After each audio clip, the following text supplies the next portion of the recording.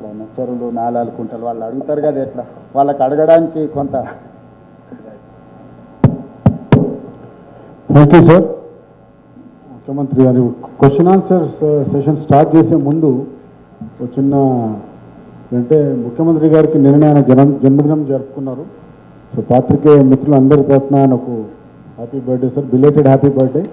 And మరెన్నో బర్త్డేలు మీరు జరుపుకోవాలని ఇట్లా ప్రజాసేవలో ఉండాలని మేము కోరుకుంటున్నాం. మీకు చాలామంది అన్ని సెక్షన్స్ చాలా చేస్తున్నారు, మీకు తెలుసు. జర్నలిస్టులకు కూడా మీరు చాలా చేస్తున్నారు. పర్టికులర్లీ మా హౌసింగ్ ఇష్యూ మీరు పేట్ బషీరాబాద్ ల్యాండ్ మాకు ఇచ్చి గవర్నమెంట్ ఆర్డర్ ద్వారా మాకు ఇచ్చినారు. అదొక్కటి ఫైనల్ చిన్న 99% అయింది, 1% ఒక దగ్గర ఆగింది. ఆ 1% కూడా మీరే చేయాలి, మీ చేతుల్లోనే ఉంది.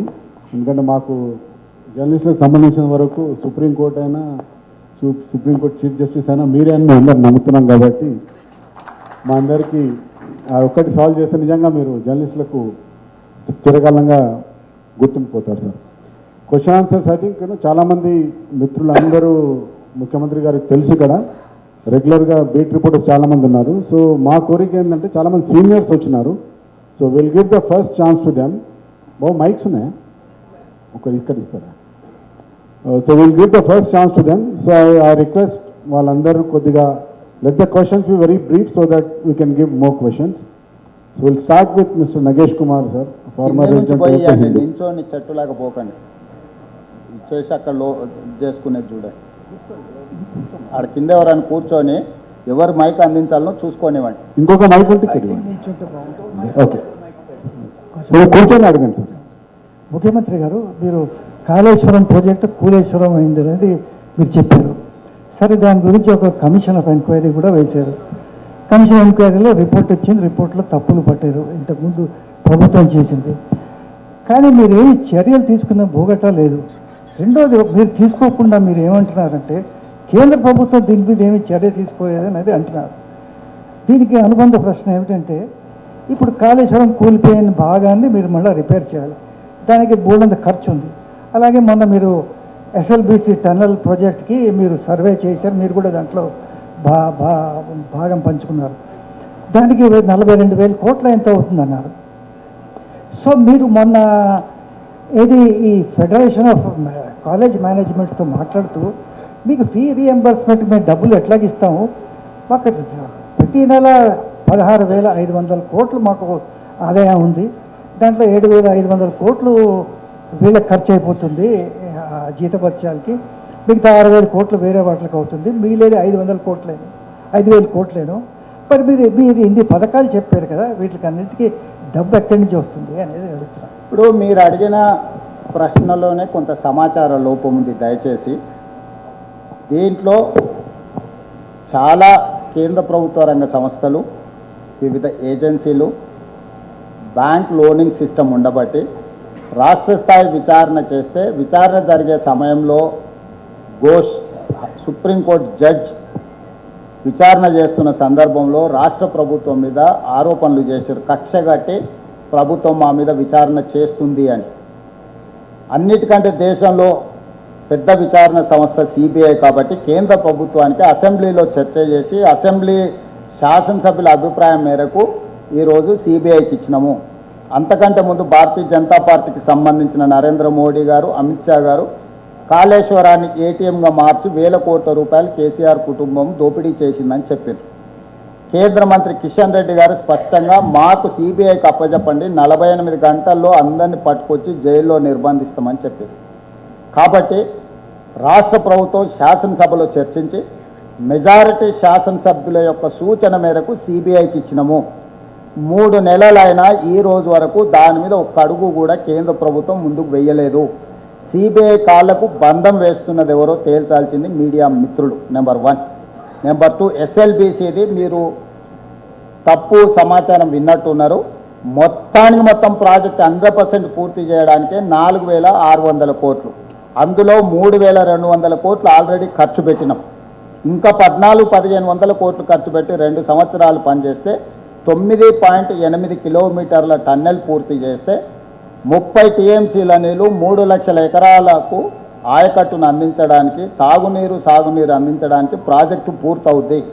కేవలం 14-1500 కోట్ల రూపాయలు ఖర్చు పెడితే 3 లక్షల ఎకరాలకు నీళ్లు అందించే ప్రాజెక్టును చంద్రశేఖరరావు గారు 10 సంవత్సరాలైనా పూర్తి చేయకుండా పెట్టింది.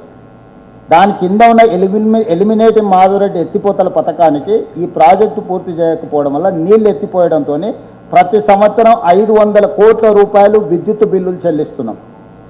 ఇప్పుడు ఈ ప్రాజెక్టు పూర్తి అయితే ఎవ్రీ ఇయర్ మన సేవింగ్ విద్యుత్కే 500 కోట్లు వస్తుంది. అందుకే ఈరోజు మొదటి ప్రాధాన్యత కింద తీసుకొని ఆ ప్రాజెక్టును పూర్తి చేస్తున్నాం. ఏఐబిపి యాక్సిలరేటరీ ఇరిగేషన్ బెనిఫిషరీ ప్రోగ్రామ్ కేంద్ర ప్రభుత్వంలో ఉంటుంది. 60% నిధులు వాళ్ళు ఇస్తారు, 40% మనం ఇస్తే చాలు. అందులో పెట్టకుండా చంద్రశేఖరరావు గారు కాలయాపన చేసింది. ఇప్పుడు ప్రాజెక్టులు అన్నిటిని ప్రాణహిత చెవెల తుమ్మిడేటి నుంచి ఎల్లంపల్లి వరకు కానీ ప్రాజెక్టులు అన్నిటిని కూడా 8 ప్రాజెక్టులను ఇప్పుడు కేంద్ర ప్రభుత్వంతో చర్చించి డిపిఆర్లు సబ్మిట్ చేసినాం. కాబట్టి ఈరోజు మీరు చెప్పే కాలేజీలు నేను మిమ్మల్ని సూటిగా అడుగుతున్నా, మీ పిల్లలు స్కూల్ కాలేజ్కి వెళ్తురా? మీ ఫ్యామిలీలో కానీ మీ కజిన్స్లో కానీ చంద్రశేఖరరావు గారి మాకు ఇచ్చిపోయింది 3000 చిల్లర కోట్ల రూపాయల పాత బకాయిలు. ఏ ఒక్క రోజు కూడా కేసీఆర్ ఉన్నప్పుడు ₹1 అడగలే. ఈరోజు వాళ్ళకి మేము ఉన్న బకాయిలు 3600 కోట్లు. మేము విడతల వారికి ఇస్తాం. 1500లలో 600 ఒకసారి, 600 ఒకసారి, 300 ఒకసారి ఇస్తాం, మీరు సహకరించండి అని చెప్పినాం. దీంట్లో మీరు ఆలోచన చేయాల్సింది, ఇంటర్మీడియట్కు కానీ డిగ్రీకి కానీ ఎవరు డొనేషన్లు కట్టరు. వాళ్ళు ఫీజు రియంబర్స్మెంట్ మీదనే ఆ కళాశాలలు నడుస్తాయి. కాబట్టి మొదట జూనియర్ కాలేజీలకు డిగ్రీ కాలేజీల ఫీజులు మొత్తం చెల్లించండి. ఇంజనీరింగ్ కాలేజీలు 185 ఉన్నాయి. రూరల్ ఏరియాలో ఉన్న ఇంజనీరింగ్ కాలేజీలకు డొనేషన్లు వస్తున్నాయో వస్తలేదో నాకు తెలియదు, కానీ అర్బన్లో ఉన్న వాళ్ళు మీ పిల్లలే చదివించుకుంటారు. మీరే నా దగ్గరికి ఎంతోమంది వచ్చి డొనేషన్స్ మినహాయింపు ఇప్పించండి అని అడుగుతున్నారు. కంప్యూటర్ సైన్స్ లాంటి సీట్లలో 10 నుంచి 15 లక్షల రూపాయలు డొనేషన్స్ కలెక్ట్ చేస్తారు. నేను ఇవ్వాల్సిన ఫీజు 35,000 రూపాయలు మాత్రమే. Final year out going student certificates ఉంటే వాటి డబ్బులు ఇస్తానా, విడతల వారికి ఇస్తానంటే లేదు, మేము బంద్ పెడతాం, నువ్వు మొత్తం ఒకసారి కట్టాల్సిందే అని అడుగుతున్నాయన్న నేపథ్యం నేను చెప్పిన ఇప్పుడు నేను మళ్ళీ చెప్పదలుచుకోలేదు. ఎన్ని కాలేజీలు కొత్త కాలేజీలకు అనుమతి అడిగిండు. ఎక్కడో మహబూబ్నగర్లో నడుపుకునే కాలేజ్ అయినా హైదరాబాద్లో ఆఫ్ క్యాంపస్ అడుగుతున్నాడు. అంటే 100% రూల్కి అగెనెస్ట్గా కోరికలు కోరితే నేను తీర్చలేదని ఆ పదం మీద నన్ను బెదిరించడానికి బంధువులు అంటారు. ఓకే ఫైన్, బంద్ చేస్తారు. 6 నెలలు బంద్ అయింది, 6 నెలలు ఫీజులు ఇవ్వలేదు. 6 నెలల తర్వాత మొత్తం ఫీజులు గవర్నమెంట్ ఇస్తుంది. ఈ అకాడమిక్ ఇయర్ పోయింది కదా, పిల్లలు ఎవరు తెచ్చిస్తారు? ఇప్పుడు కాలేజీలు బంద్ చేస్తే పిల్లలు అకాడమిక్ ఇయర్ లాస్ అవుతుంది. 6 నెలల తర్వాత ప్రభుత్వం ఎట్లయినా నిధులు ఇస్తుంది, ఎనుకో ముందు. మరి ప్రభుత్వం నిధులు ఇచ్చినప్పుడు ఈ అకాడమిక్ ఇయర్ ఏదైతే లాస్ అవుతుందో పిల్లలను ఎవరు జవాబుదారి? చదువు లేకుంటే ఈరోజు లక్షలాది మంది పిల్లల్ని వీధుల్లో తిప్పి ఆ పిల్లల జీవితాలతో చెలగాట మారుతుంటే ఈ యాజమాన్యాలు కానీ లేకపోతే వీళ్ళు, రాజ్యాంగం ఏం చెప్తుంది? విద్య సేవ, వ్యాపారం కాదు. నేను అందుకే చెప్పిన, మీరు పిల్లల జీవితాలతో చెలగాట మాడకండి, ఇది మంచిది కాదు సుమా. ప్రభుత్వంతో మీకు నిధులు రాబట్టుకునేది ఉంటే కూర్చుందాం, మాట్లాడుకుందాం, ప్రణాళికలు చేసుకుందాం, ఏ రకంగా ముందుకు వెళ్దాము అని నేను సూచన చేసిన. పెడచెవిన పెట్టి మేము బంద్ చేస్తాం, మేము నిర్బంధిస్తాం, బెదిరింపులకు దిగపోవడం వల్ల, బంధులు పెట్టడం వల్ల, బంధువుకు పెట్టడం వల్ల ఈ సమస్యకు పరిష్కారం దొరకదు. పిల్లల తల్లిదండ్రులుగా మేము వాళ్ళు వ్యవహరించి తల్లిదండ్రుల బాధను అర్థం చేసుకొని సమస్యకు పరిష్కారం చూపించాలి తప్ప పంతాలకు పట్టింపులకు పోతే పరిష్కారం దొరకదు. మీ ద్వారా మళ్ళీ విజ్ఞప్తి చేస్తున్నా, కళాశాలల యజమానులకు మీరు నిక్కచ్చిగా రూల్ బుక్ ప్రకారం పోదామంటే 100% నేను దానికి రెడీగా ఉన్నా. రూల్స్ ఏమున్నాయి అన్నీ చదువుతా. ఏ ఒక్క రూపాయి డొనేషన్ తీసుకోవద్దు, ఏ ఒక్క రూపాయి మెరిట్గా, ఏ ఒక్క పర్సంటేజ్ కూడా మెరిట్ లేకుంటే సీట్లు ఇవ్వద్దు. సరైన సమయంలో మీకు ఫీజులు ఇవ్వాలి. ఎంతమంది పిల్లలు ఫీజులు కట్టుకొని సర్టిఫికెట్లు తీసుకొని వెళ్ళిపోయారు. మళ్ళీ రెండోసారి వాళ్ళ పేర్ల మీద ప్రభుత్వ రియంబర్స్మెంట్లు ఎంత తీసుకుంటుందో కూడా ఒకసారి చూద్దాము. టీచింగ్ స్టాఫ్ ఎంత ఉండ్రు, నాన్ టీచింగ్ స్టాఫ్ ఎంత ఉండ్రు, ల్యాబ్లు ఎన్ని ఉన్నాయి, బిల్డింగ్లు ఎన్ని ఉన్నాయి, ఇన్ఫ్రాస్ట్రక్చర్ ఎంత ఉందో కాలేజ్ బై కాలేజ్ మీరు మేము అందరం కలిసి ఒక నిజ నిర్ధారణ కమిటీ చేసుకుందాం. మీడియాలో కూడా ఎడ్యుకేషన్లో హైయెస్ట్ స్టాండర్డ్స్ ఉన్న వాళ్ళు ఉన్నారు కదా, మీతోని విజిలెన్స్తోని వాళ్ళ మేనేజ్మెంట్తో ఒక నిజ నిర్ధారణ కమిటీ చేసుకొని ఒక్కొక్క కాలేజీని ప్రక్షాళన చేద్దాం. ఏ కాలేజీలో 100% ఉందో తల తాకట్టు పెట్టైనా అదే రోజు వాళ్ళకు రియంబర్స్మెంట్ మొత్తం చేస్తా. మీరు సర్టిఫికెట్ ఇవ్వండి. ఇది 100% దీంట్లో అన్ని రూల్స్ ప్రకారం ఉన్నాయి. ₹1 డొనేషన్ వసూలు చేస్తలేరు. ఒక మెడికల్ సీట్కి ఎన్ని లక్షలు వసూలు చేస్తారు? మీరంతా మిడిల్ క్లాస్ వాళ్ళే, మీ పిల్లల్ని చదివించుకుంటారు కదా, మీరే కదా బాధితులు. నా పిల్లలు ఏం చదువుకోవట్లేదు. కాబట్టి దయచేసి పిల్లల కోణంలో చూడండి, యజమానుల కోణంలో చూస్తే మీకు ఎప్పటికీ సమస్యకు పరిష్కారం దొరకదు. ఈ సమస్య మీకు అర్థం కూడా కాదు. Thank you sir. ఉండమేశ్వరరావు గారు ఈనాడు నుంచి. సార్, జూబ్లీహిల్స్ ఎన్నికల్లో ఎంత మెజార్టీతో గెలిచే అవకాశం ఉంది? 2, పేదలు బాగా ఎదురు చూస్తున్నారు, సామాజిక పెన్షన్లు పెంచుతున్నది. ఈ రెండోది ఎప్పుడు చేస్తారు? మెజారిటీ అనేది నేను చెప్పాను, కానీ 100% ఎన్నికల్లో కాంగ్రెస్ పార్టీ గెలుస్తుంది. బీఆర్ఎస్ ఓడుతుంది, బీజేపీ డిపాజిట్ జప్త్ అవుతుంది. నేను ఇప్పుడు కూడా చెప్తున్న కిషన్ రెడ్డి గారికి, నీకు డిపాజిట్ రాదు, నీ దోస్తు ఎన్నికల్లో ఓడిపోతాడు. మీరు ఎన్ని గూడు పుటానాలు చేసినా ఇదే ఫలితం 14 నాడు సాయంత్రం చూద్దాం. అమర్ గారు అజిత్ అడగండి. సీఎం గారు, ఈరోజు జూబ్లీ హిల్స్కి సంబంధించి ఎలక్షన్ ప్రచారం జరుగుతుంది. మీరు అన్నారు, ఎన్నో విమర్శలు చేశారు ప్రతిపక్షం మీద. కానీ ప్రచారం చూస్తే జూబ్లీ హిల్స్ పేరుకే జూబ్లీ హిల్స్, కానీ అన్నీ కూడా బస్తీలే. ఎక్కడ ఈ బస్తీలకు సంబంధించి కానీ నియోజకవర్గానికి సంబంధించి కానీ సమగ్ర ప్రణాళిక ఎక్కడా కూడా మీ ప్రచారాల్లో రావట్లేదు. కేవలం ఒకళ్ళ మీద ఒకళ్ళ విమర్శలు, వ్యక్తిగత దాడులు తప్పితే జనానికి సంబంధించి ఎక్కడ సమగ్ర ప్రణాళికను ఎందుకు ప్రకటించట్లేదు? జనాలకు సంబంధించిన సమగ్ర ప్రణాళిక 3 మంత్రులను ఇన్ఛార్జ్ చేసి 4 నెలల నుంచి దాదాపుగా 400 నుంచి 500 కోట్ల రూపాయలు రోడ్లకు, డ్రైనేజీకి, ఇండ్ల మీద వెళ్తున్న హైటెన్షన్ తీగల తొలగింపుకు, చెత్త తొలగింపుకి, రోడ్ల వైడనింగ్కి పూర్తి స్థాయిలో 3 నెలల నుంచి ప్రణాళికలు రచించి మున్సిపల్ మంత్రిగా 500 కోట్ల రూపాయలు నిధులు మంజూరు చేసి పనులు కొనసాగుతున్నాయి. అదే జూబ్లీహిల్స్లో 14,170 కొత్త రేషన్ కార్డులు ఇచ్చిన, మొత్తానికి 61,000 రేషన్ కార్డులు జూబ్లీహిల్స్లో ఉన్నాయి. 2,39,000 మంది సన్న బియ్యం లబ్ధి పొందుతున్నారు. 25,000 ఇండ్లు, 200 యూనిట్లు ఉచిత కరెంటు పొందుతున్నారు. ఇట్లా ప్రతి 25,000 పైచీలకు ఇళ్లకు 500 రూపాయలకు సిలిండర్ వస్తున్నది. ఎందుకంటే ఇక్కడ వ్యవసాయ రైతు రుణ మాఫీలు కానీ ఇట్లాంటివి అర్బన్లో ఉండవు కాబట్టి, అందుకే చెప్పిన 400 ఇండ్లు, 4,000 ఇందిరమ్మ ఇండ్లు మీకు మంజూరు చేస్తా, మీకు ఎన్నికలు కాగానే అందుబాటులోకి తీసుకొస్తా అని చెప్పిన. కొల్లూరులో దాదాపుగా ఎప్పటి నుంచో ఈ ప్రాంతం వాళ్ళకి డబుల్ బెడ్రూమ్ ఇల్లు అలాట్ చేస్తే అన్ని సమస్యలు ఉంటే రేషన్ షాపు, పోలీస్ స్టేషను, నీళ్లు, స్కూలు అన్నీ మంజూరు చేసిన. సో ఇవన్నీ చెప్పడానికి అవకాశం రాకుండా 10 సంవత్సరాలు అధికారం చెలాయించిన వాళ్ళు, 12వ సంవత్సరం అధికారంలో కొనసాగుతున్న వాళ్ళు ఇద్దరు ఏకమై మా మీద ముప్పేట దాడి చేస్తున్నారు. సో వాళ్ళు ఇసునకర్రతోని ఇట్లా అంటే ఇక మనము ఏదో రకంగా అనాల్సిందే కదా, తలుపు చెక్కతో అట్లా అనాల్సిందే కదా, అది సిచ్యువేషన్. కాబట్టి మాకు స్పష్టత ఉంది, జూబ్లీ హిల్స్ నియోజకవర్గంలో జూబ్లీ హిల్స్ లేదు. నేను జూబ్లీ హిల్స్లోనే ఉంటా. బస్తీలన్నీ అన్నీ ఉన్నాయి, జూబ్లీ హిల్స్ వచ్చి ఖైరతాబాద్ ఉంది. దాని పేరుకే జూబ్లీ హిల్స్, కానీ మైసూర్ బోండాలో ఎట్లా మైసూర్ లేదో జూబ్లీ హిల్స్లో జూబ్లీ హిల్స్ లేదు. కాబట్టి ఆ ప్రాంత సమస్యలు పరిష్కరిస్తే సినీ కార్మికులు అక్కడ ఉంటారు. వాళ్ళ సమస్యలు పరిష్కరించినాం కదా, వాళ్ళకు జీవిత బీమా ఇచ్చినాం, ప్రమాద బీమా ఇచ్చినాము. సినిమా రేట్లు ధరలు పెంచితే 20% పెంచిన ధరల్లో వాళ్ళకు ఇస్తేనే, కార్మికుల వెల్ఫేర్ కోసం ఇస్తేనే జీవో ఇస్తా, లేకపోతే లేదని స్పష్టమైన విధానాన్ని తీసుకొని వచ్చినాం. సినిమా కార్మికులను పిలిచి కూర్చోబెట్టి మాట్లాడినాం. కృష్ణానగర్ అనేది నంది అవార్డ్స్ నుంచి ఆస్కార్ అవార్డ్స్ వరకు నైపుణ్యాన్ని పెంచిన ప్రాంతం. వాళ్ళ సమస్యలు ఇన్నేళ్ళలో ఎవరైనా మాట్లాడినరా? చెన్నారెడ్డి గారు సంస్థను ఇక్కడికి తెస్తే మళ్ళీ నేనే వాళ్ళతో కూర్చొని 25,000 మంది సినీ కార్మికులతో మాట్లాడి వాళ్ళ సమస్యలకు పరిష్కారానికి విధి విధానాల నిర్ణయాలు తీసుకున్నాం. శేషేఖర్ గారు. సార్ నమస్తే అండి. మీరు హైదరాబాద్ డెవలప్మెంట్ గురించి 2004 నుంచి 2014 వరకు చేసిన చాలా ప్రోగ్రామ్స్ చెప్పారు. అసలు హైదరాబాద్ ఎంసీహెచ్ నుంచి జీహెచ్ఎంసీ అయింది కూడా కాంగ్రెస్ కాలంలోనే. హెచ్ఎండిఏ అయి ఏకరేజ్ పెరిగి A1 సిటీ గుర్తింపు పొందింది కూడా కాంగ్రెస్ కాలంలోనే.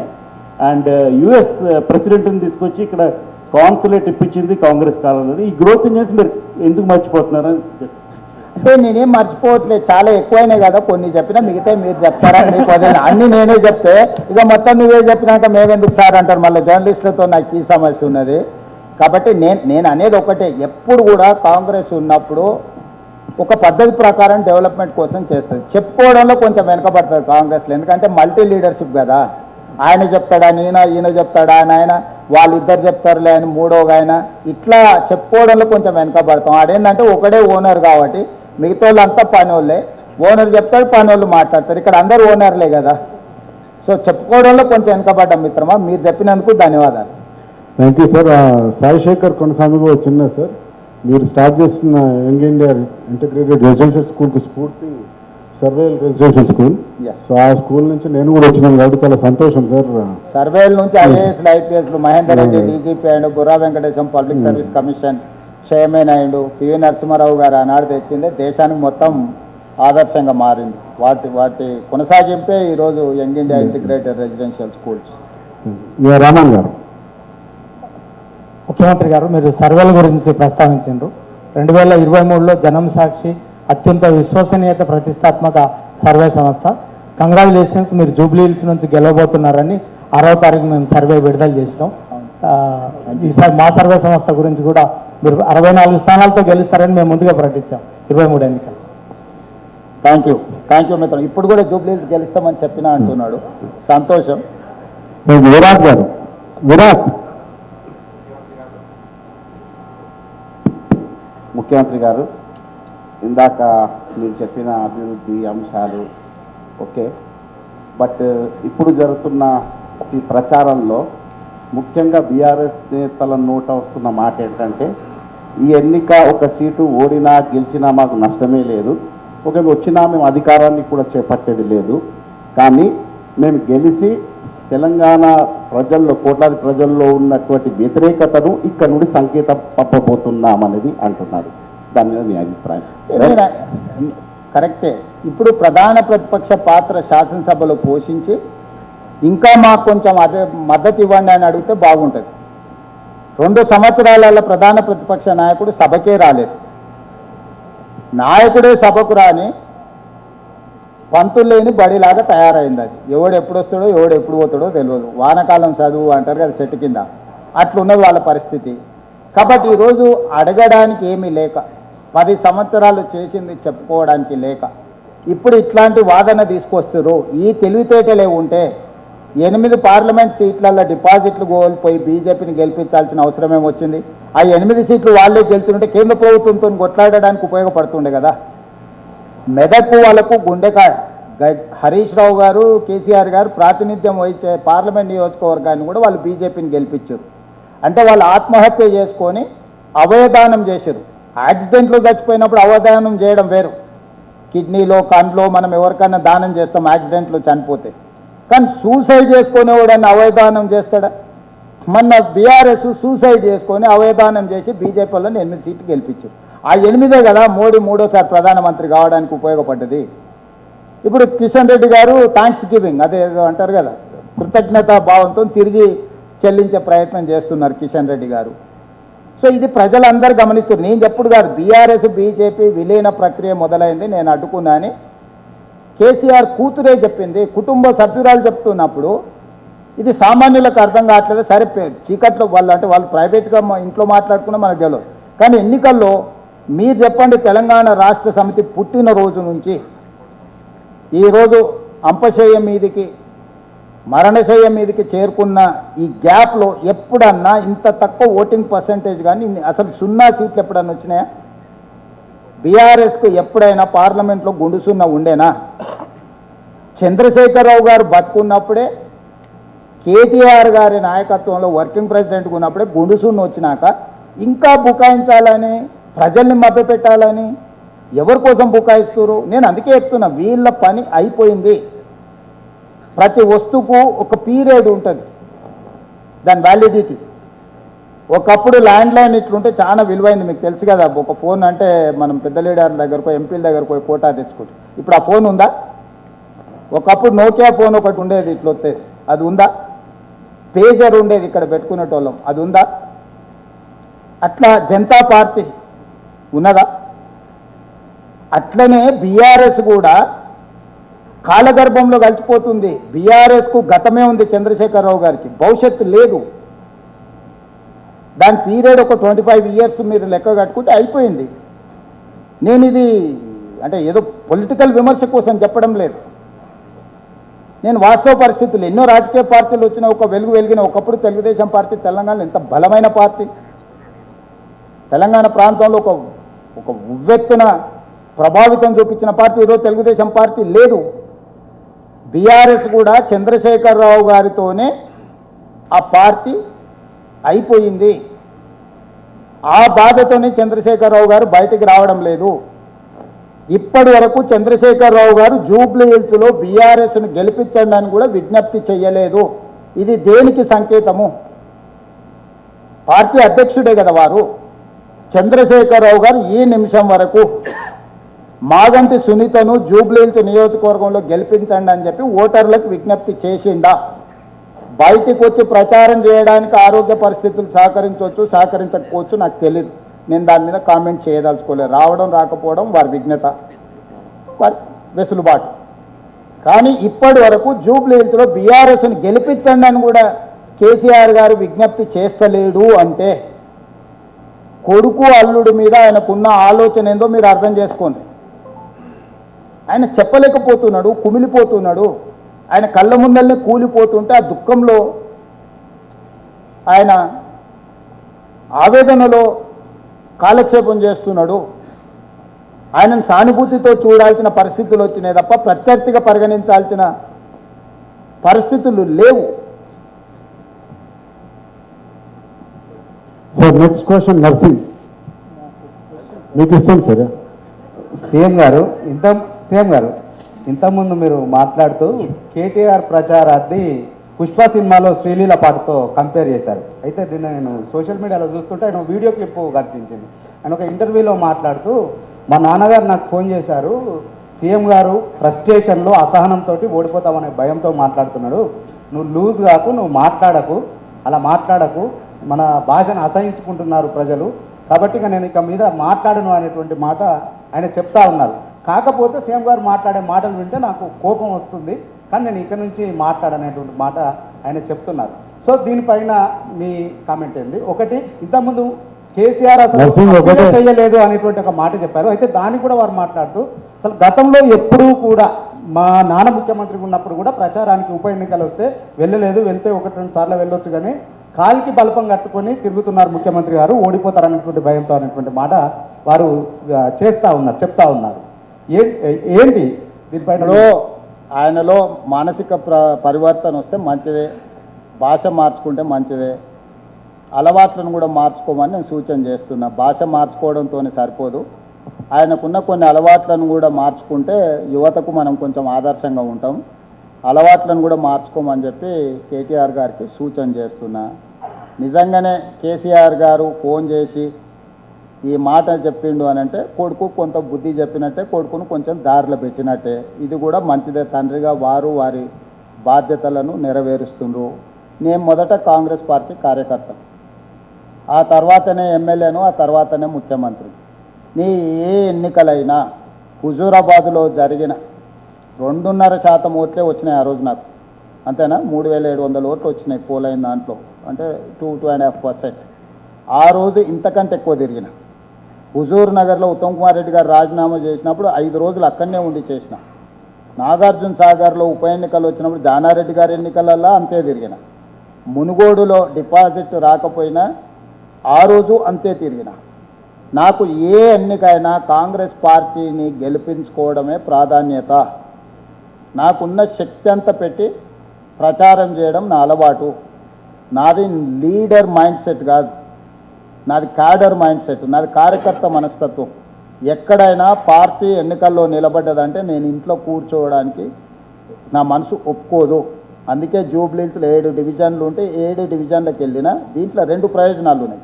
ఒక్కటి, నేను స్వయంగా డివిజన్లకి వెళ్తే అక్కడ ఉన్న సమస్యలు నేను ప్రత్యక్షంగా చూడడానికి ఉంటుంది, మొదటిది. రెండవది, ప్రజల యొక్క రియాక్షన్ బట్టి నాకు ఒక అసెస్మెంట్ వస్తుంది. నా పరిపాలనలో ఏమైనా మార్పులు చేర్పులు లేకపోతే నా అప్రోచ్లు ఏమైనా చేంజెస్ ఏమైనా కరెక్షన్ చేసుకోవడానికి అవకాశం ఉంటుందా అని. ఈరోజు ఫలితం అనేది 100% మా వైపు ఉంటుంది. ఎందుకు అంటే ప్రజల్ని నేను అసెస్ చేసిన. నీకు ముఖ్యంగా తెలుసు, 2023 ఎన్నికల కంటే 6 నెలల్లో 8 నెలల ముందో ఏ ఎన్నికల్లో మీకు డిపాజిట్లు రావడం లేదు. మీరు ఏకంగా అధికారంలోకి వస్తామని చెప్తున్నారు. ఎట్లా నమ్మాలని మీరే అడిగినారు. నాకు గుర్తున్నంత వరకు నీకు పేపర్ ఇచ్చిన రాసుకో అని. మరి ఆ పేపర్ దాచిపెట్టినో లేదో గుర్తుందా? చెప్పానా 64 సీట్లు గ్యారెంటీకి వెళ్తాం, 64, 65 అని చెప్పిన.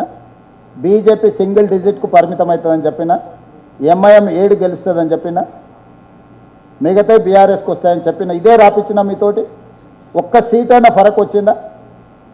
2024 పార్లమెంట్ ఎన్నికలప్పుడు 240 కంటే ఒక్క సీటు దాటది బీజేపీ అని చెప్పిన. నేషనల్ మీడియా ఇంటర్వ్యూలో ఓపెన్గా చెప్పిన, పబ్లిక్లో.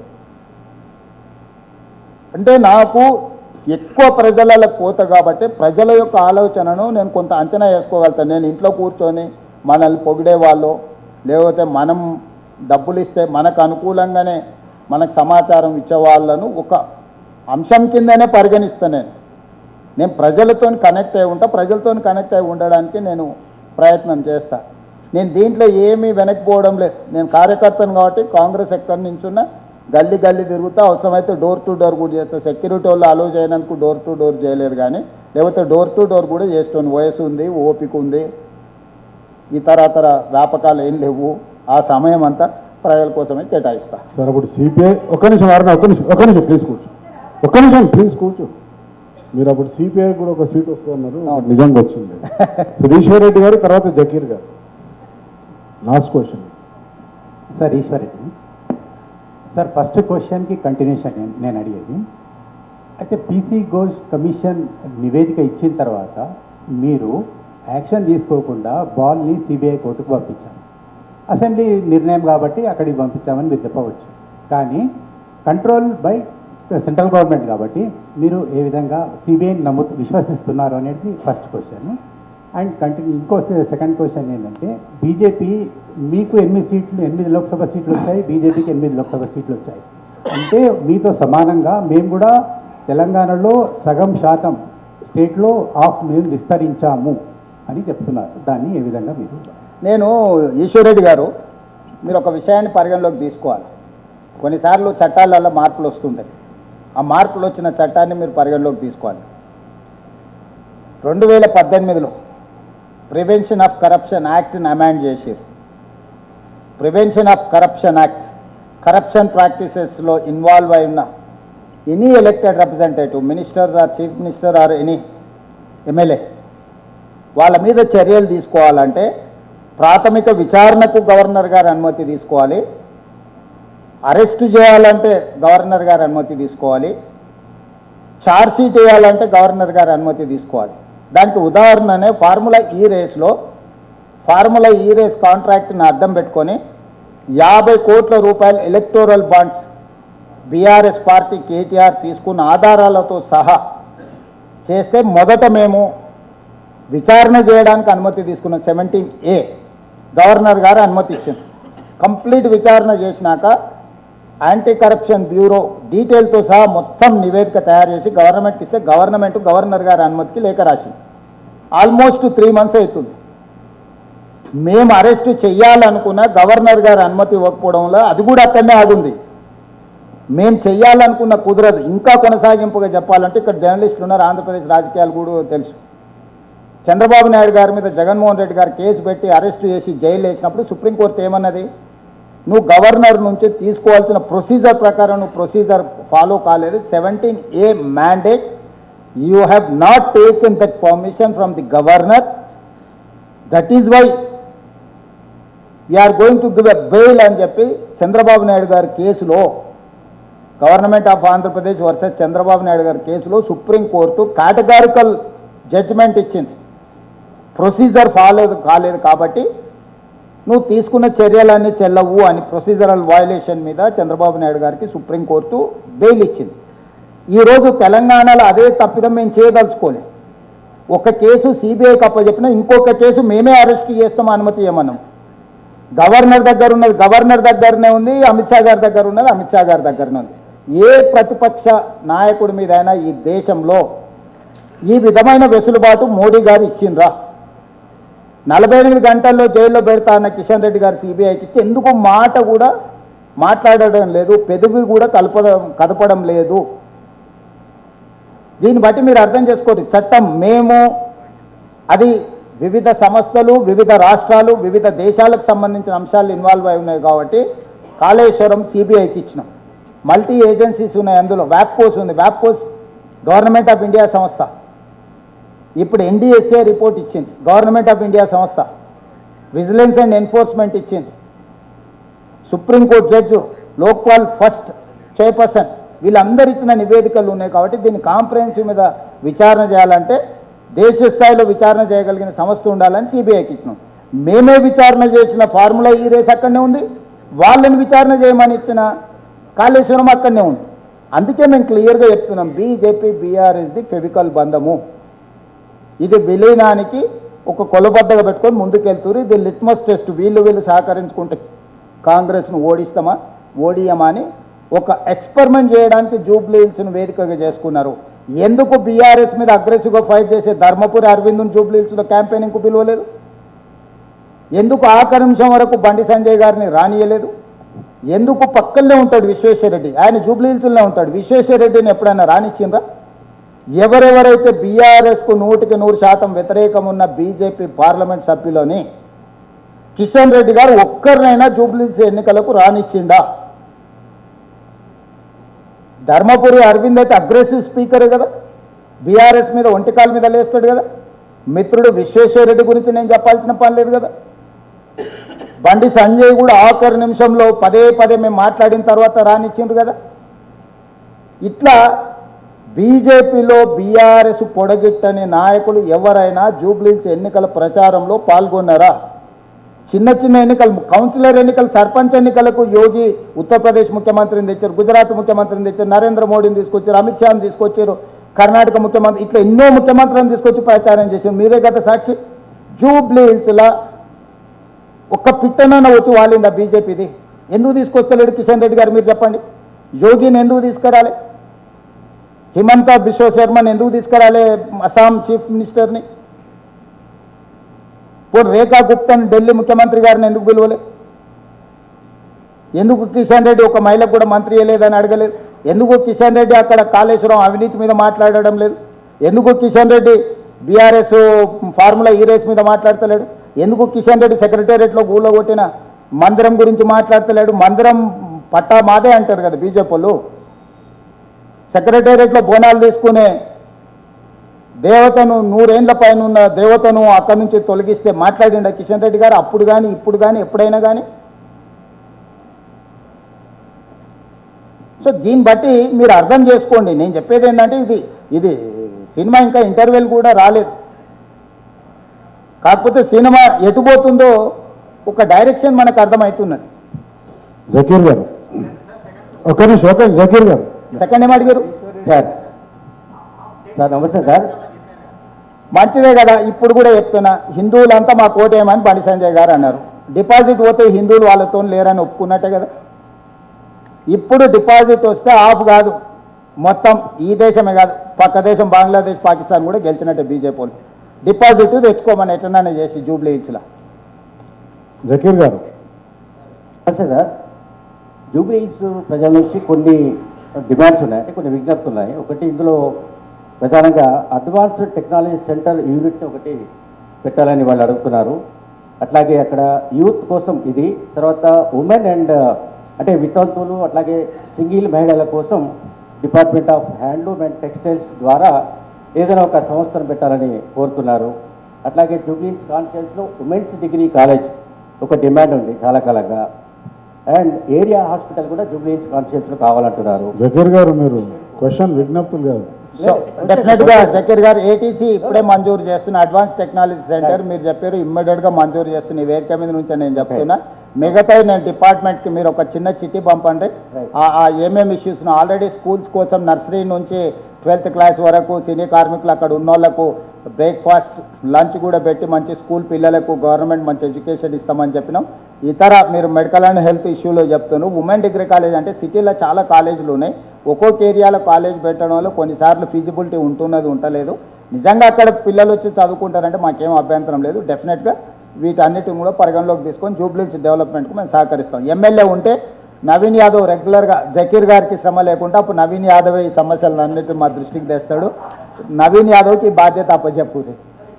సూరజ్ ప్లీజ్ చెప్పండి జకీర్ గారు. కేటీఆర్ ఈ మధ్యకాలంలో తరచుగా చెప్తున్నది ఏంటంటే ఈ ఎలక్షన్స్ తర్వాత 500 రోజుల్లో కేసీఆర్ ప్రభుత్వం ఏర్పడుతుందని చెప్తున్నాడు.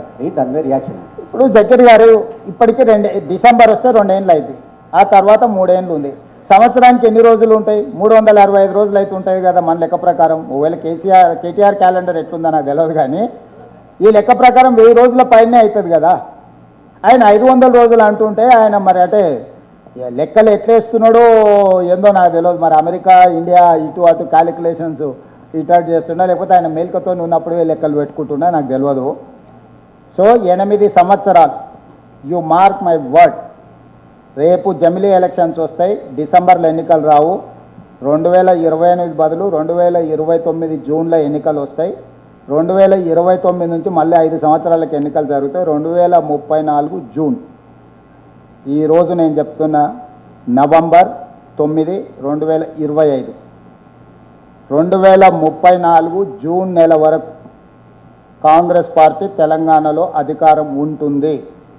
ఇప్పటివరకు నేను చెప్పింది నిజమని నమ్మిన వాళ్ళందరూ దీన్ని అంచనా వేసుకొని ముందుకు వెళ్ళండి. 10 సంవత్సరాలు టీడీపీకి ఇచ్చారు, 10 సంవత్సరాలు కాంగ్రెస్కి ఇచ్చారు, 10 సంవత్సరాలు చంద్రశేఖరరావుకి ఇచ్చారు, 10 సంవత్సరాలు మళ్ళీ ప్రజలు మాకు అధికారాన్ని ఇస్తారు. ఈ 10 సంవత్సరాలలో 100 సంవత్సరాలకు కావాల్సిన అభివృద్ధిని, ప్రణాళికల్ని మేము రచిస్తాం, ముందుకు తీసుకెళ్తాం. 2004 నుంచి 2014 వరకు ఏదైతే అభివృద్ధి జరిగి ఆగిపోయిందో ఆ అభివృద్ధి కొనసాగింపే 2024 నుంచి 2034 ఎక్స్టెన్షన్ ఆఫ్ ఓల్డ్ డెవలప్మెంట్. అది మెట్రో కావచ్చు, గోదావరి జలాలు కావచ్చు, ఫ్యూచర్ సిటీ కావచ్చు, మూసీ రివర్ డెవలప్మెంట్ కావచ్చు, రీజనల్ రింగ్ రోడ్ కావచ్చు, లేకపోతే ఫ్యూచర్ సిటీ నుంచి మచిలీపట్నం పోర్ట్కి డెడికేటెడ్ ఎక్స్ప్రెస్ హైవేస్ కావచ్చు, శ్రీశైలం హైవే కావచ్చు, bullet train Bengaluru to Hyderabad, Hyderabad to Chennai via Amaravati bullet train కావచ్చు.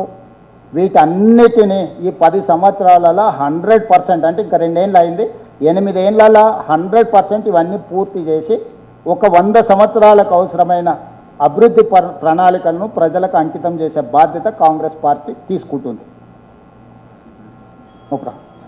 సూరజ్, మహిళలకు కూడా అంటే మా కమిటీ మెంబర్స్ వాళ్ళ క్లాస్లో ఇద్దాం.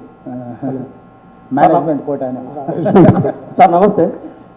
ఇప్పుడు మనము ఎలక్షన్స్ ముందు కొన్ని హామీలు ఇచ్చినాము, ఏర్పాటైన తర్వాత మనం తీసుకుంటున్న ఎజెండా వేరుగా పోతుంది. ఇన్ని లక్షల కోట్ల ప్రాజెక్టులు మనం ప్రభుత్వం ఏర్పడిన తర్వాత ప్రకటిస్తున్నప్పుడు 1-2 మినహా హామీలేం పెద్దగా ముందుకు పోతున్నట్టు అనిపిస్తలేదు. వాటిపైన ఎందుకు దృష్టి పెట్టట్లేదు? ఒకటి. రెండవది, ఇప్పుడు అనివార్యంగా కనుక జూబ్లీ ఎలక్షన్స్ గురించి మాట్లాడుకుంటాం, కానీ పంచాయతీ ఎలక్షన్స్ గురించి ఇప్పటివరకు ఎందుకు లేదు? గ్రామాలన్నీ కూడా పారిశుద్ధ్యం లేక మొత్తం మురుగెత్తిపోయిన పరిస్థితి ఉంది, చాలా ఆందోళనకరమైన పరిస్థితి ఉందని చెప్పేసి కూడా ఒక ఫీడ్బ్యాక్ వస్తుంది అక్కడి నుంచి.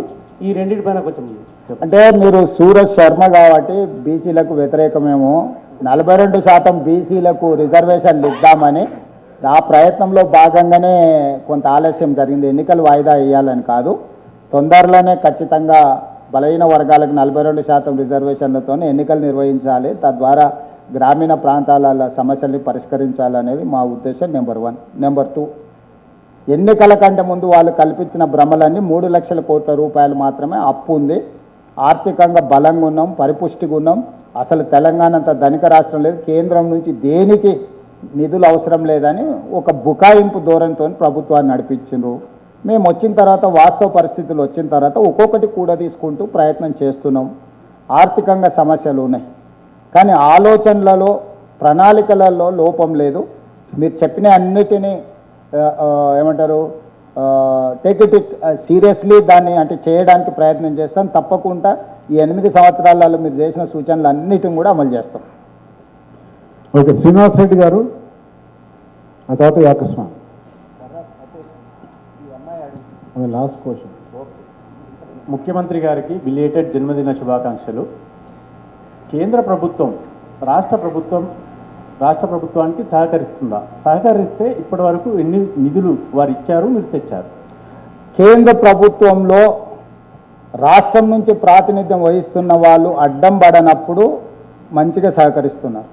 వీళ్ళే వెళ్ళి అడ్డుపడి మీరు ఇవ్వద్దు అన్న పనులు ఆగిపోతున్నాయి. ఇప్పుడు ఎలివేటెడ్ కారిడార్ వచ్చింది, కేంద్ర ప్రభుత్వం అనుమతి ఇవ్వడం వల్ల వచ్చింది.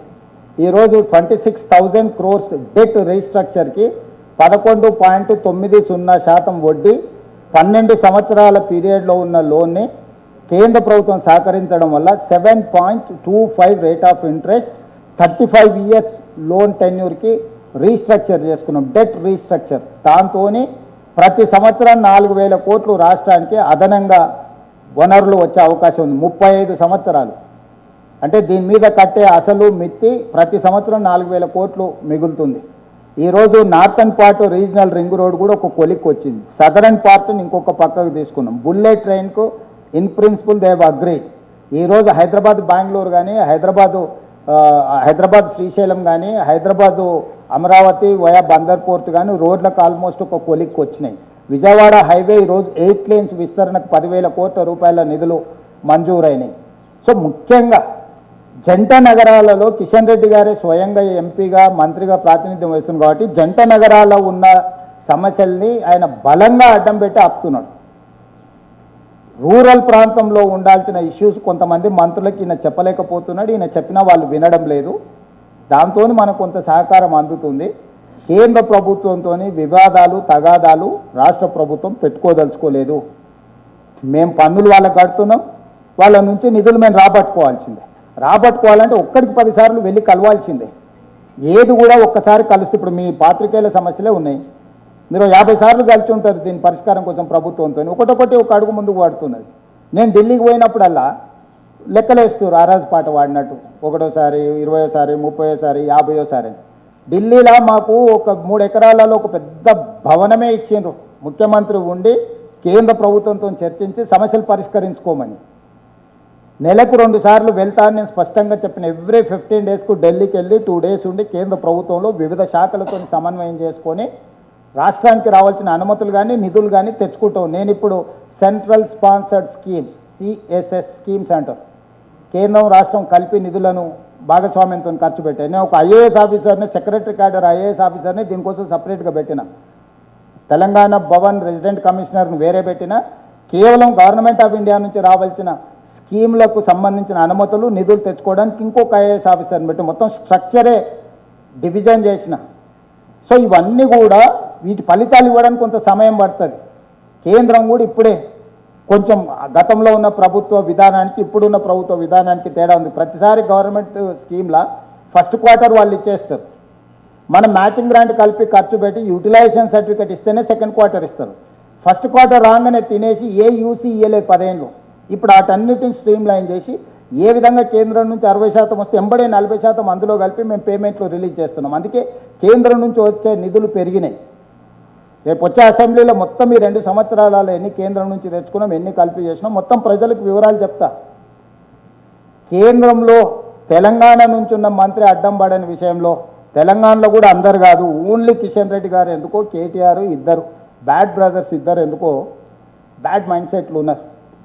మిగతా బీజేపీలో ఎవరితో కూడా ఏం పెద్ద సమస్య లేదు. Only these 2 bad brothers are doing all these bad things. Yagaswami Amar గారు అడిగిన తర్వాత సార్ మీరు బాబు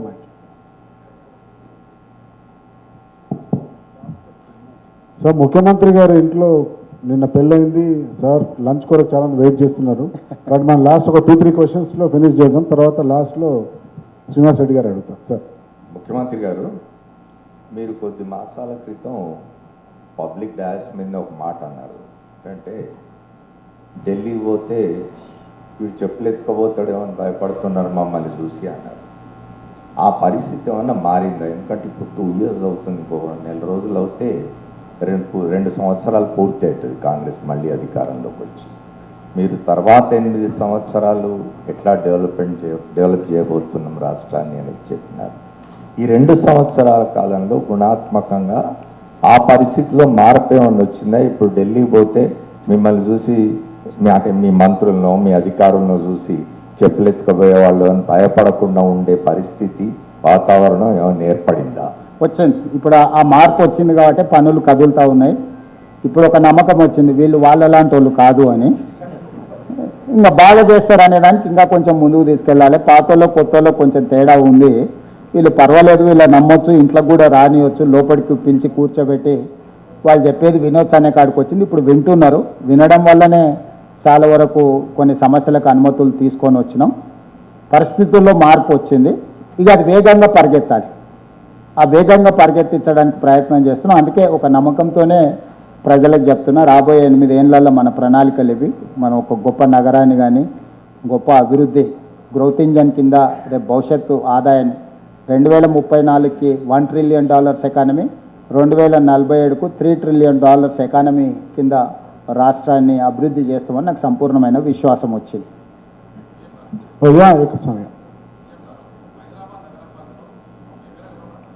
మీ వద్దకు వస్తలేరని చెప్పేసి సీఎం గారు, హైదరాబాద్ నగరం పరిధిలో బీఆర్ఎస్ ఎమ్మెల్యేలు ఎవరు కూడా మీ వద్దకు అభివృద్ధి పనులకి వస్తలేరని మీరు అంటున్నారు. వచ్చిన వారేమో పార్టీ ఫిరాయింపుల బదనాం ఎదుర్కొంటారు. ఆ భయం కోసం వారు రావట్లేదా? అలాంటి వారికి మీరు ఏమి అభయం ఇస్తారు? ఓనర్కే నమ్మకం లేదు వాళ్ళ మీద. హరీష్ కూడా వచ్చిపోయిండు. హరీష్ కూడా నన్ను వచ్చి అసెంబ్లీలో కలిసి ఏవో ఇష్యూస్ ఉన్నాయి ఇది చేయమన్నాడు. మొన్న మున్సిపల్లో 2700 కోట్ల రూపాయల నిధులు ఇచ్చిన మున్సిపల్ కార్పొరేషన్స్ సిద్దిపేటకి ఎన్ని వచ్చినాయి, గజ్వేల్కి ఎన్ని వచ్చినాయి, కేటీఆర్ ఉన్న కాన్స్టిట్యున్సీలు ఎన్ని వచ్చినా మీరు లిస్టు తీసుకోండి. ఎక్కడన్నా డిస్క్రిమినేషన్ చూపించినాం ఒకసారి చూడండి. At a time single stroke 2700+ crores single జీవోతో రిలీజ్ చేసిన మున్సిపాలిటీస్ కానీ మున్సిపల్ కార్పొరేషన్స్ కానీ ఏ పక్షం చూడలే. యంగ్ ఇండియా ఇంటిగ్రేటెడ్ స్కూల్స్ ఇచ్చిన. నేను ఒకటే సూచన చేస్తున్నా, వచ్చి కలిస్తే మీ వాళ్ళు మిమ్మల్ని నమ్మరేమో కానీ మాకేమో అట్లాంటి ఆలోచన లేదు. రాండి, మీరు ఎమ్మెల్యేలుగా మీ ప్రజలకు మేలు చేయండి అని నేను విజ్ఞప్తి చేస్తున్నా. ఇప్పుడు కూడా నేను చెప్తున్నా, ఎవరైనా రావచ్చు, ఎవరైనా కలవచ్చు, ఎవరైనా ప్రజల సమస్యలు చెప్పవచ్చు. చేయగలిగినవి తప్పకుండా ఈ ప్రభుత్వం చేస్తుంది. సీఎం గారు, కాంగ్రెస్ పార్టీ రౌడీకి టికెట్ ఇచ్చినట్టు కూడా బీఆర్ఎస్ ప్రచారం ఆద్యంతం కూడా దీని చుట్టూ తిప్పారు. నిజంగా నవీన్ యాదవ్ రౌడీనా? మీరేం చెప్తారు? నేను అనేది నాకంటే ప్రజలు తీర్పిస్తారు. ఫామ్ హౌజుల్లో దీపావళి పండుగ రోజు చిచ్చుబుడ్లు కాల్చుకోకుండా సారాయి బుడ్లు, గంజాయి, కొకైన్తో దొరికిన వాళ్ళు రౌడీలా, బస్తీలలో పేదోళ్ళకు అండగా నిలబడి 10 మందికి సాయం చేసినోడు నవీన్ యాదవ్. చదివింది ఆర్కిటెక్చర్ చదువుకున్నాడు. ఒక ఆర్కిటెక్చర్ చదువుకున్న యువకుడిని రౌడీ అని అనడానికి వాళ్ళ ఆలోచన ధోరణికి అద్దం పడుతుంది. అతను ఏదైనా కేసులలో ఉండో లేకపోతే దొమ్మిలలో ఉంటే మనం అనొచ్చు. కానీ అదే నవీన్ యాదవ్ ఒక ప్రశ్న వేసింది, మా నాన్నను చూపించి నన్ను రౌడీ అనే ప్రయత్నం చేస్తుండ్రు, మరి పాస్పోర్ట్ బ్రోకర్ కొడుకుని ఏమనాలా అని ఒక ప్రశ్న వేసిండు. మరి దీనికి సమాధానం చెప్పినాక ఇక దానికి సమాధానం వస్తుంది. కాబట్టి ఎన్నికల్లో ఆయన్నే అన్నాడు, విధి విధానాల మీద మాట్లాడాలి, సమస్యల మీద చర్చించాలి. మా నాన్నగారు కూడా నాకు ఫోన్ చేసి గడ్డి పెట్టిండు అని చెప్పి మళ్ళీ ప్రత్యర్థిని రౌడీ అనడం ఏంది?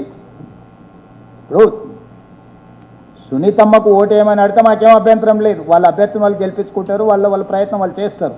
మా ప్రయత్నం ఏం చేస్తున్నాం, బీజేపీ ప్రయత్నం బీజేపీ చేస్తుంది. ఇండిపెండెంట్స్ కూడా 50-60 మంది ఉన్నారు, వాళ్ళ ప్రయత్నాలు వాళ్ళు చేస్తారు. ఎన్నికల్లో పోటీ పడడం, నెగ్గాలనుకోవడం, నెగ్గడానికి అవసరమైన ప్రణాళికలు ప్రచారాలు సహజం.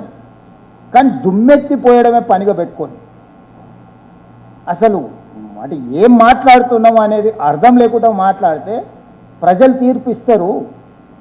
జూబ్లీస్లో 14 నాడు ప్రజలు తీర్పిస్తారు స్పష్టంగా. వీటన్నిటి మీద ప్రజలే నిర్ణయిస్తారు. ఇప్పుడు నేను ఏం చేసినా నువ్వు టికెట్ ఇచ్చినావు కాబట్టి ఒకళ్ళతో పుచ్చుకుంటున్నావు అని మీరు మళ్ళీ ఇంకొక మాట మాట్లాడడానికి ఉంటుంది. డెఫినెట్గా 14 తారీఖు నాడు ప్రజలు తీర్పిస్తారు. Vamsi garu, Vamsi Srinivas. Deccan Chronicle sir, first of all నిన్న మీరు ఇచ్చిన ఇష్యూరెన్స్ జర్నలిస్ట్కి చాలా ఆనందం కలిగించింది సార్. హౌసింగ్ సమస్యకి నేను పరిష్కరిస్తామని సుప్రీంకోర్టు తీర్పుకు లోబడే పరిష్కారం చేయొచ్చు అని చెప్పి లీగల్ ఎక్స్పర్ట్స్ ఇస్తున్న దాన్ని మీరు ఒక 10 నిమిషాలు మీరు కేటాయించి చేస్తే అది ఖచ్చితంగా రిజాల్వ్ అవుతుందని మా అందరికీ నమ్మకం ఉంది sir. About the second issue of the questions ఏంటంటే సార్, మీరు ఇందాక ఒకటి అంటే మీకున్న పొలిటికల్ అసెస్మెంట్ దాని మీద మాట్లాడుతూనే మర్జర్ అని ఒక మాట మాట్లాడడం జరిగింది బీజేపీ బీఆర్ఎస్కి సంబంధించి. దాని లిట్మస్ టెస్ట్ అని దాని మీద కొంత ఎలాబరేట్ చేయండి sir. Second thing, as a politician you know how time is precious sir. మీరన్న time will quickly roll out. మీ ఫ్లాగ్షిప్ ప్రోగ్రామ్స్కి సంబంధించి ఇప్పుడున్న మనీకి అంటే లైక్ మోసీ కానీ ఫ్యూచర్ సిటీ కానీ ఇంకేదైనా సరే, ప్లస్ ఇప్పుడున్న ఫండ్స్ షార్టేజ్ దానికి సంబంధించి కానీ anything new method of fund రైజింగ్లో ఏమన్నా ఆలోచించి చేసి ప్రయత్నం చేసి దాన్ని కంప్లీట్ చేస్తే మళ్ళీ మీరు అన్నట్టు నెక్స్ట్ ఎలక్షన్లో మీరు వాళ్ళని ఇంకొక మ్యాండేట్ అడగడానికి ఉంటుంది కాబట్టి అట్లాంటి ఆలోచన ఏమన్నా ఉందా? ఫైనాన్షియల్స్ మీద చాలా డీటెయిల్ వర్కౌట్ జరుగుతుంది. ఇప్పుడు పెన్షన్ స్కీమ్స్ కింద, పెన్షన్ ఫండ్స్ కింద ఇతర దేశాలల్లో వెరీ లెస్ రేట్ ఆఫ్ ఇంట్రెస్ట్లో 1000 కోట్లు ఇవ్వడానికి సిద్ధంగా ఉన్నారు. కాకపోతే కేంద్ర ప్రభుత్వం వాటికి అనుమతి ఇవ్వాలి, ఆ ప్రయత్నం చేస్తున్నాము.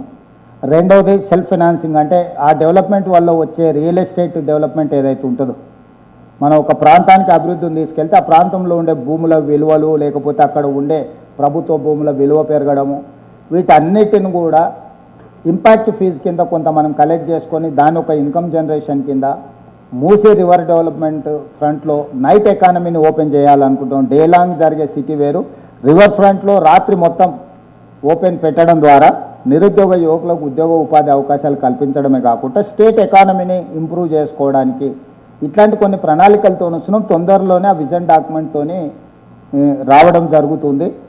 దీనికి ఏది చేయాలన్నా కూడా కేంద్ర ప్రభుత్వ సహకారం కూడా ఉండాలి. ఇప్పుడు మనం తెచ్చిన అప్పులు, చంద్రశేఖరరావు గారు తెచ్చిన అప్పులు 8% నుంచి 11.5% మధ్యలో అప్పులు ఉన్నాయి. మ్యాక్సిమం 10 ఏళ్ళ నుంచి 15 ఏళ్ళ లోపలనే అప్పులు తెచ్చారు. సో మనకి ఓవర్ బర్డెన్ అయిపోయింది. వీటిని 35-40 సంవత్సరాలకు పొడిగించుకొని rate of interest, pension funds 2%, 3% కూడా. ఇప్పుడు మెట్రో ఎందుకు పదే ఢిల్లీకి వెళ్తున్నాము? ఇలా 43,000 కోట్లతో ప్రతిపాదనలోనే మెట్రో. సావరిన్ గ్యారంటీ ఇస్తే జస్ట్ 2% కోసమే 40,000 కోట్లు అప్పు వస్తుంది మనకు. ఈ 40,000 కోట్లు 2% ఇవాళ ఎలాంటి వాళ్ళు కానీ లేకపోతే మనం కానీ 9-10% రేట్ ఆఫ్ ఇంట్రెస్ట్లో తెచ్చుకున్నాం. ప్లస్ 10 ఏళ్ళు మారిటోరియం ఉంటుంది, జస్ట్ ఇంట్రెస్ట్ కడితే చాలు, అసలు కట్టాల్సిన పని లేదు. ఈ లోపల ఈ మెట్రో విస్తరించడమే కాకుండా ప్రాఫిట్ మేకింగ్ బిజినెస్గా మారుతుంది. ఈరోజు మెట్రోని విస్తరించడం వల్ల ఆ ఏరియాలో వచ్చే రియల్ ఎస్టేట్ డెవలప్మెంట్ని మనం ఇంపాక్ట్ ఫీజు కింద కొంత మనం ఫీజు కలెక్ట్ చేసుకొని వాళ్ళకు వచ్చే లాభంలో కొంత మనం ఫీజు కలెక్ట్ చేసుకుంటే రెవెన్యూ రిసోర్సెస్ని మనం ఇంప్రూవ్ చేసుకోవచ్చు.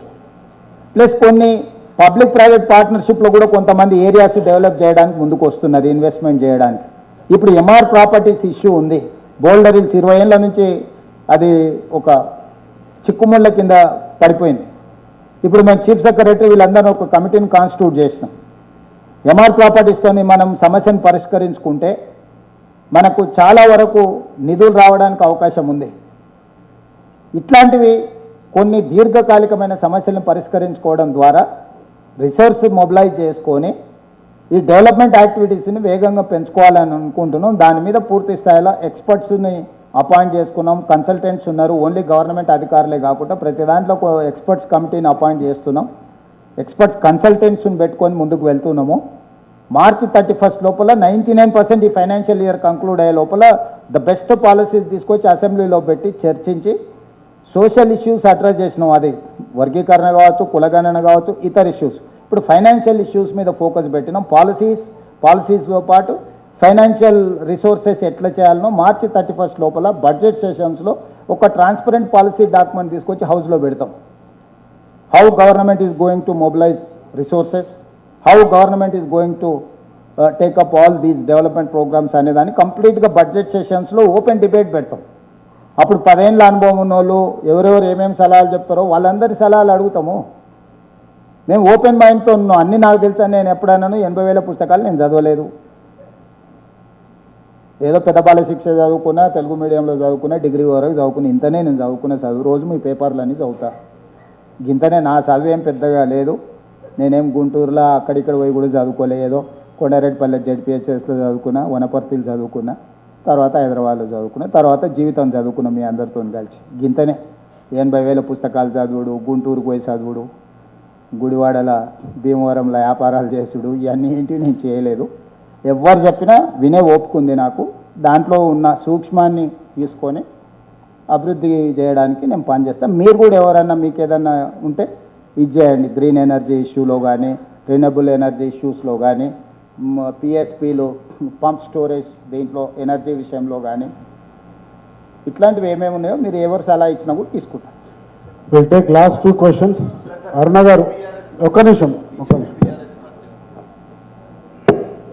అరుణ గారు అందరి ఉమెన్ తరఫున ఎగ్జిక్యూటివ్ తరఫున. నమస్కారం సార్, నా పేరు అక్కలూరు అరుణ అండి.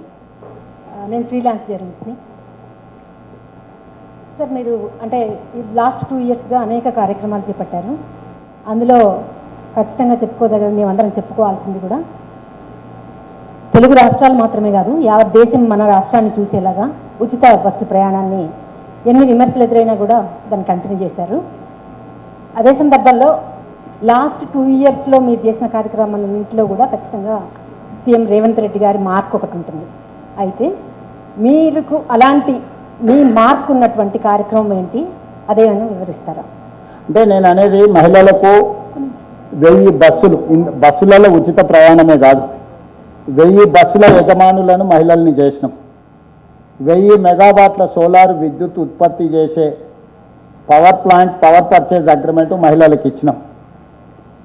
హైటెక్ సిటీ పక్కన మహిళా శక్తి, ఇందిరా మహిళా శక్తి బజార్ అని 3.5 ఎకరాలలో 150 స్టాల్స్ మహిళా శక్తికి సంబంధించిన ఎస్హెచ్జి గ్రూపులు 67 లక్షల మంది చేసే ఉత్పత్తులను అన్నిటిని కూడా హైటెక్ సిటీ పక్కన మీకు కేటీఆర్ గారు ప్రైవేట్ వాళ్లకు లీజ్కి అమ్ముకుంటే లీజ్ క్యాన్సిల్ చేసి ఈరోజు మహిళా శక్తి, ఇందిరా మహిళా శక్తి స్టాల్స్ కింద వాళ్ళకి ఇచ్చి వాళ్ళు రాష్ట్రం నలుమూలలో చేసే ఉత్పత్తి వస్తువులను ప్రపంచ స్థాయి మార్కెటింగ్కు ఇచ్చేసినాం.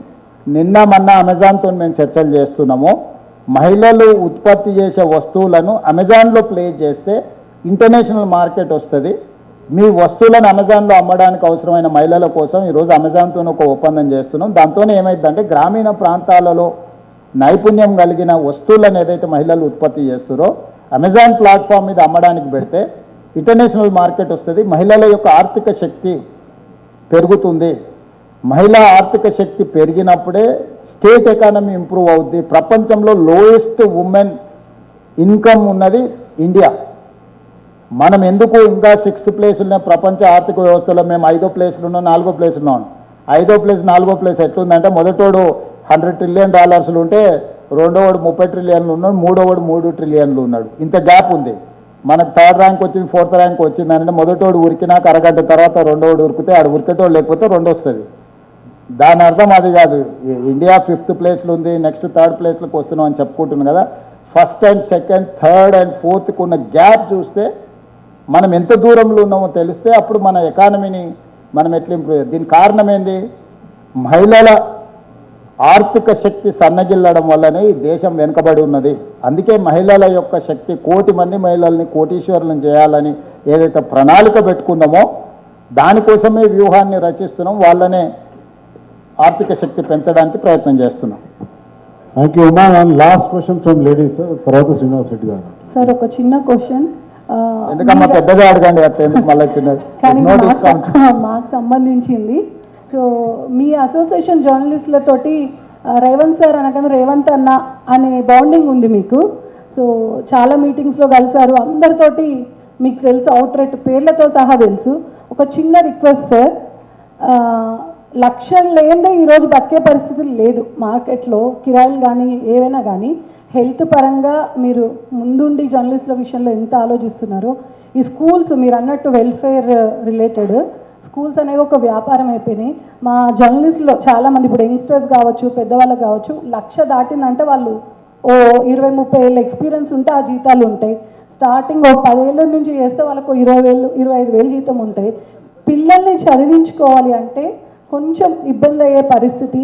సో రూల్స్ ఉన్నాయి కానీ ఇంప్లిమెంటేషన్స్ అయితలేవు. స్కూల్స్లో, ఎడ్యుకేషన్స్లో 50% కన్సెషన్ ఇచ్చిన మా జర్నలిస్టుల పిల్లలకి. సో అది మీ బ్లెస్సింగ్స్. ఇప్పుడు ఫీజు రీఎంబర్స్మెంట్లో మీ పిల్లలకు కూడా ఉపయోగం ఉంటుంది. నా సూచన ఏంటంటే యంగ్ ఇండియా పోలీస్ స్కూల్ ఏదైతే స్టార్ట్ చేసిందో చాలా తక్కువ ఫీజులతోని బెస్ట్ క్వాలిటీ ఎడ్యుకేషన్ ఇస్తున్నామో మీరు రిప్రజెంట్ చేయండి. నేను వాళ్ళతో మాట్లాడి, ఎందుకంటే స్ట్రైట్ 50% డైరెక్ట్గా మనం పోలీస్ పిల్లలకి ఇస్తున్నాం, మిగతా 50% మిగతా అందరికి ఇస్తున్నాం. ఇందులో ఏదైనా కొంత కోట జర్నలిస్టుల పిల్లలకి ఇవ్వడానికి, ఎందుకంటే అది వెరీ లెస్ ఫీజ్. మీరు చూడండి, ఇంటర్నేషనల్ 50 acres క్యాంపస్ ఇచ్చిన hundreds of crores ఇస్తున్నాం దాన్ని ఇంప్రూవ్ చేయడానికి. అంటే ఏ కార్పొరేట్ స్కూల్ కూడా దాంతో కాంపీట్ చేయనంత పక్కాగా ప్రణాళికలు చేస్తున్నాం.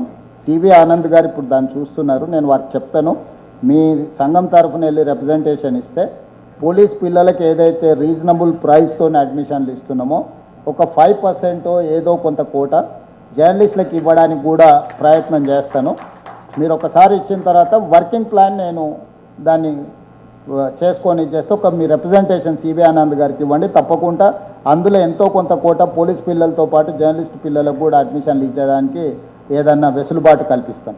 సార్ 2018 ఎలక్షన్స్ అప్పుడు మీరు మీ వన్ ఆఫ్ ద ప్రపోజల్స్ నాకు బాగా గుర్తుందంటే జర్నలిస్ట్ పిల్లలకు ఒక రెసిడెన్షియల్ స్కూల్ నేను కట్టిస్తాను అన్నారు. బట్ అట్లీస్ట్ ఈ విధంగానే మీరు ఒక 10% మీ సీట్స్ మీరు రిజర్వ్ చేస్తారు. 18లో మీరు గెలవనియలేదు కదా, అందుకే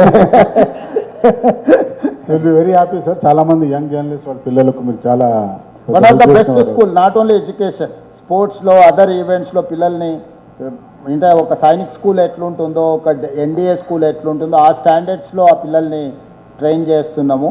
గేమ్స్, స్పోర్ట్స్, అదర్ యాక్టివిటీస్లో కూడా one of the best school అవుద్ది. మీ పిల్లల్ని అక్కడ చేర్పించారంటే you feel more happy than anything.